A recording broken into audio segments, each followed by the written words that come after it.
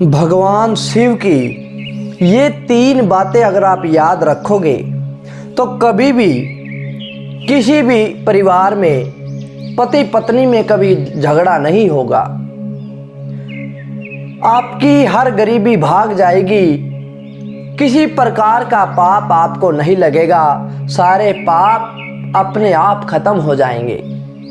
प्यारे दर्शकों,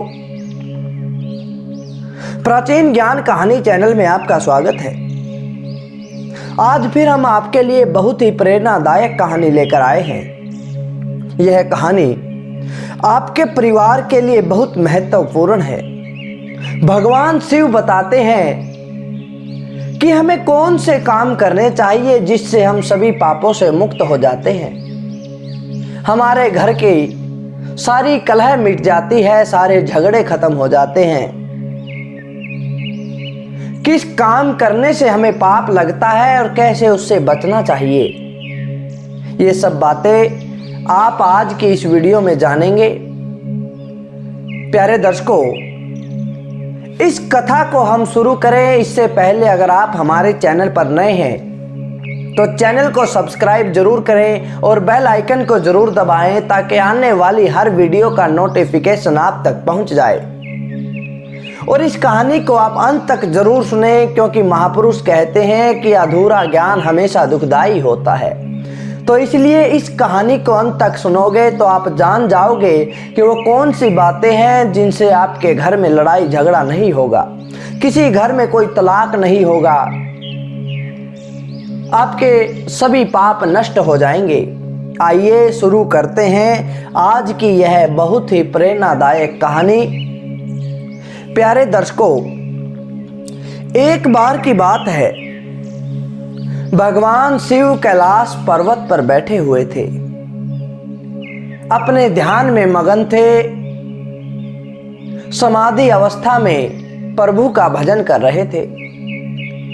तभी पार्वती माता उनके पास आती है और उनके चरणों में प्रणाम करती है और कहती है कि प्रभु, आज मेरे मन में कुछ जानने की इच्छा है, मेरे मन में कुछ प्रश्न है जिनके जवाब मैं चाहती हूं, आपकी कृपा हो तो मैं आपसे प्रार्थना करती हूं कि आप मुझे उन प्रश्नों के उत्तर जरूर दो।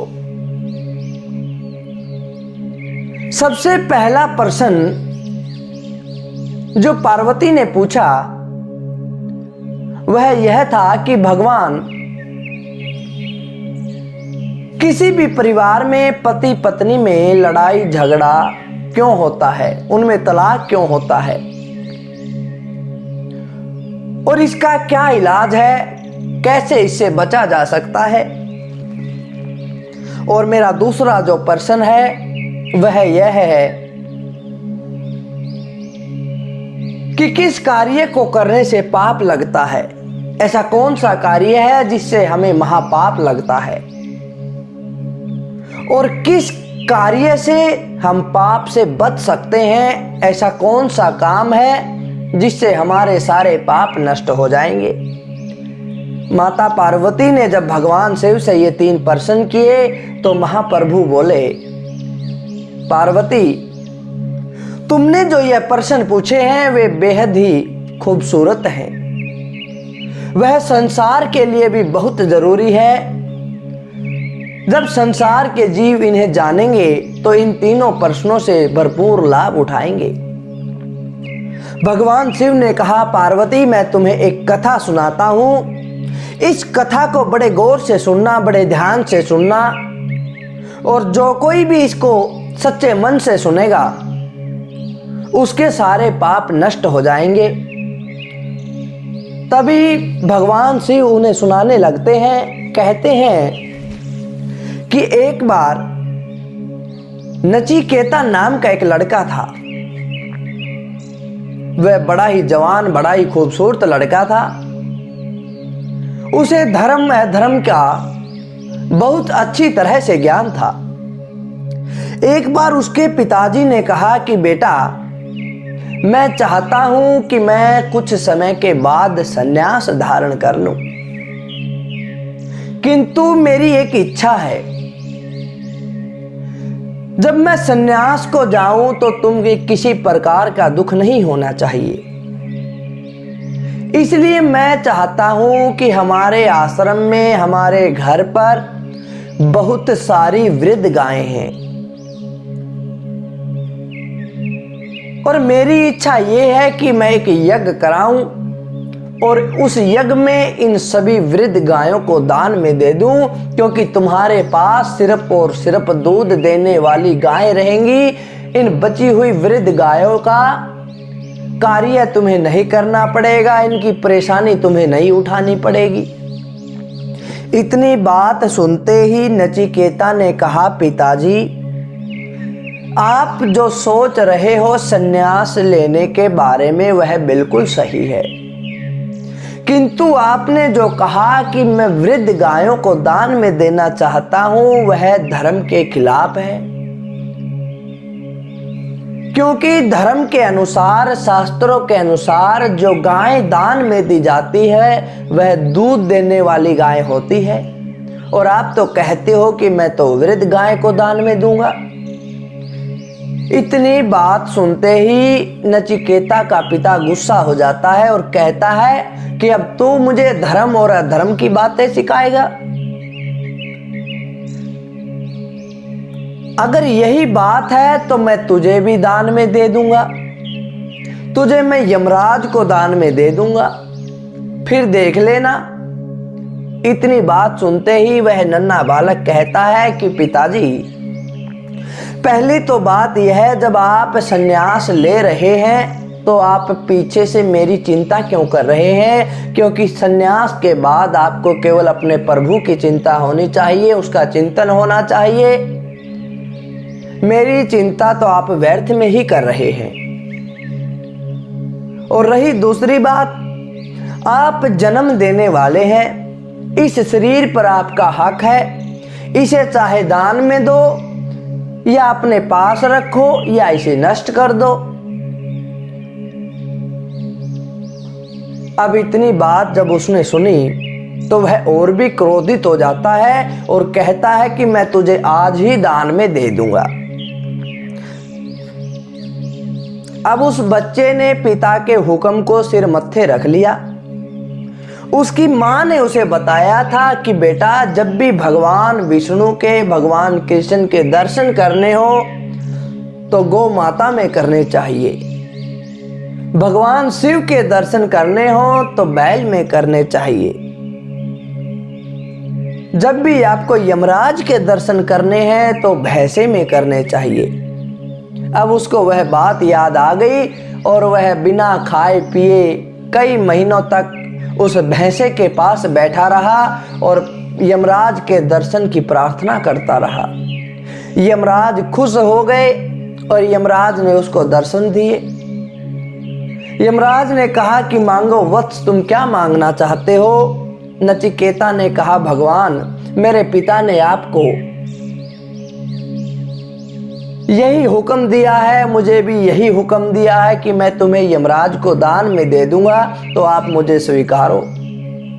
इतनी बात सुनते ही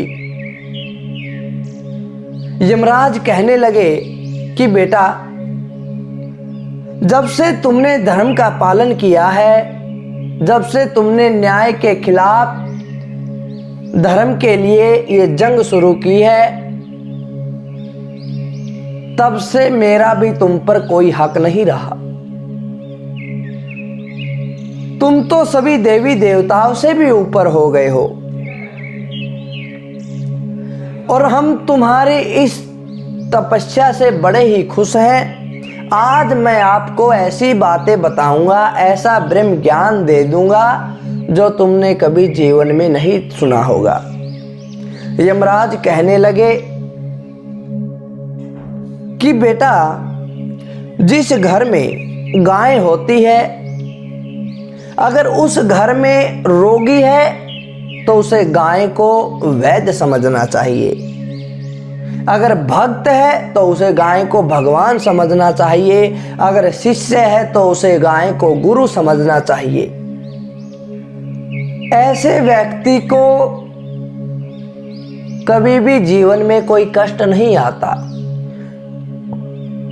उसका गृहस्थ जीवन सुखी होता है, उसके परिवार में कोई कलह नहीं होती, कोई लड़ाई नहीं होती। और सबसे बड़ी बात, जिस प्राणी की शादी, जिस मनुष्य की शादी गोधूली के समय हुई हो, उसका कभी भी तलाक नहीं होता।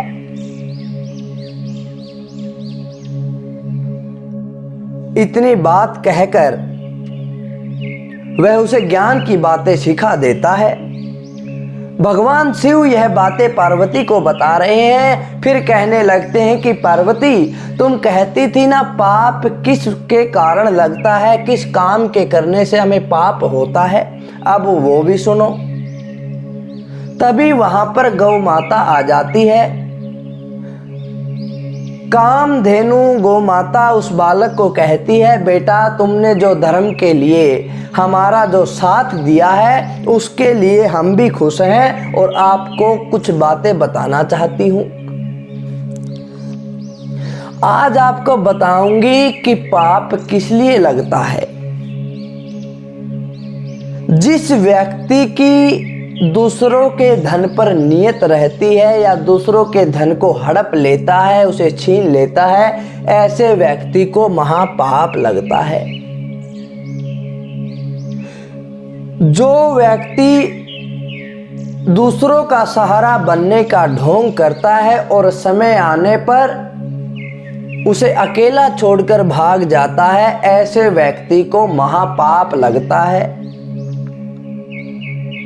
और जो आदमी, जो मनुष्य धर्म के खिलाफ कोई भी काम करता है, उस व्यक्ति को भी महापाप लगता है।